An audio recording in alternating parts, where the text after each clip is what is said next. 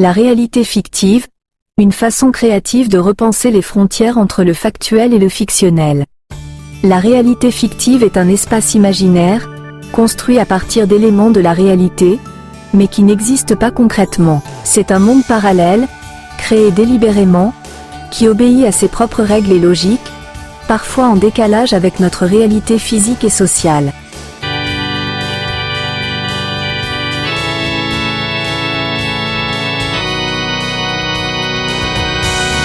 Signifie, Créa, avec vous, nous pouvons aller loin, surtout si vous nous soutenez. Et surtout, si vous vous abonnez, partagez nos contenus et donnez des petits cœurs. N'oubliez pas que ces petits « j'aime » portent grand pour nous encourager. Faites-nous aussi des suggestions pour nous améliorer. Car notre objectif c'est de décrypter les concepts créatifs pour les rendre plus accessibles à tous en vue d'une compréhension toujours meilleure, renouvelée, et une pratique créative ouverte à tous. Merci beaucoup.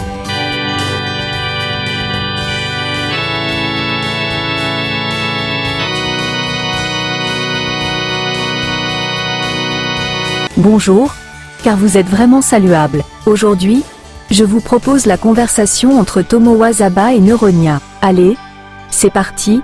Tomowa Zaba, toi qui aimes apprendre dans le cadre de tes recherches. Oui, Brigitte. Aujourd'hui, j'ai à soumettre à Neuronia une préoccupation importante dans le cadre de ma compréhension d'un concept créatif des vidéos que je fais. Je crée une vidéo réelle avec des images filmées sur un site touristique. J'invente en même temps des personnages imaginaires bien nommés qui auraient été sur ledit site en créant une histoire de rencontre. Ces personnages idéaux ne sont pas visibles sur les images de la vidéo. Neuronia, je veux savoir comment peut-on qualifier cette œuvre créative. Est-ce une réalité virtuelle, une réalité physique ou réalité augmentée? Dis-moi lequel de ces concepts serait adapté pour designer la nature de cette œuvre. Sinon, quel autre concept peut-on appliquer pour mieux désigner l'œuvre? Voici comment je qualifierais cette œuvre créative que vous décrivez. Il ne s'agit pas vraiment de réalité virtuelle, car cette approche impliquerait de créer un environnement complètement virtuel sans aucune base dans le monde physique. La réalité virtuelle implique de créer un environnement complètement numérique et artificiel, sans aucun lien direct avec le monde physique. L'utilisateur est immergé dans un univers entièrement généré par ordinateur. De même, ce n'est pas non plus de la réalité augmentée,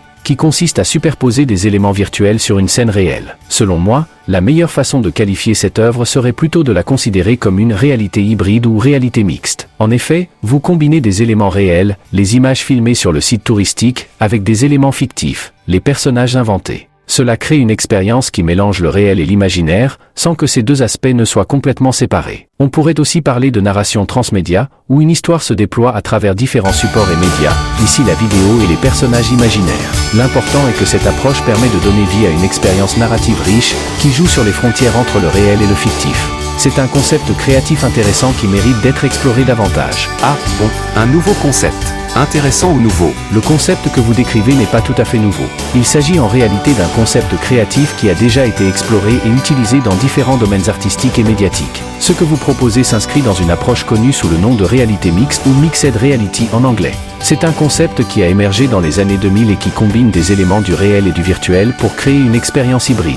L'idée de mélanger des images réelles avec des personnages ou éléments fictifs a notamment été utilisée dans des productions cinématographiques, des installations artistiques ou encore des expériences immersives. On peut par exemple citer des films comme Who Framed Roger Rabbit, qui mélangeait acteurs réels et personnages animés. Donc votre projet s'inscrit dans cette lignée de production qui brouille les frontières entre le réel et l'imaginaire. C'est un concept créatif reconnu et qui continue d'être exploré par de nombreux artistes et créateurs.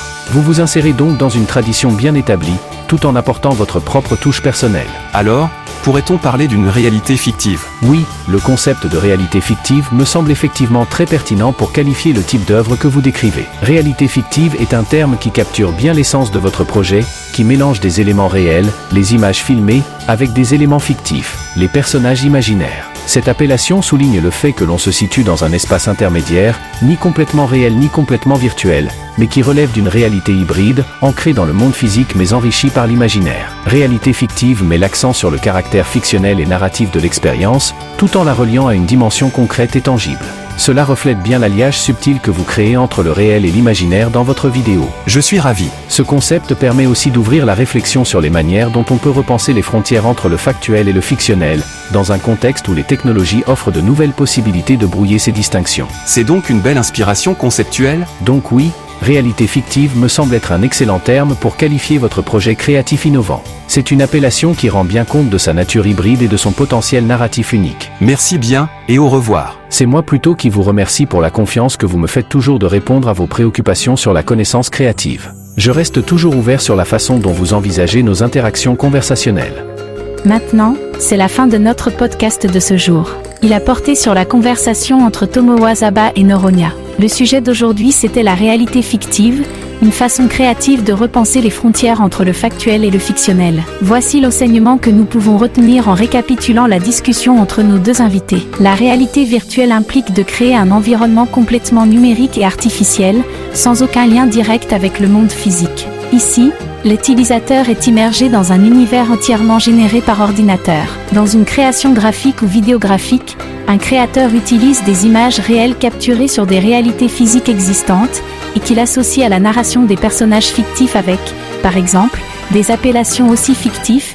Ce projet peut être désigné de réalité fictive, car en effet, vous partez d'images réelles filmées dans un lieu physique existant. Vous n'êtes pas dans un environnement purement virtuel, mais vous combinez des éléments réels avec des éléments fictifs. Tandis que la notion de réalité virtuelle cherche à immerger complètement l'utilisateur dans un monde virtuel, alors que la réalité fictive joue sur l'interaction entre le réel et l'imaginaire, sans nécessairement chercher une immersion totale. Ainsi, à cette lumière, nous retenons que la réalité fictive se distingue de la réalité virtuelle de ce qu'elle est une hybridation qui en fait un concept distinct et plus nuancé que la réalité virtuelle pure. De même, Noronia a bien souligné que ce n'est pas non plus de la réalité augmentée, car celle-ci consiste à superposer des éléments virtuels sur une scène tout à fait réelle.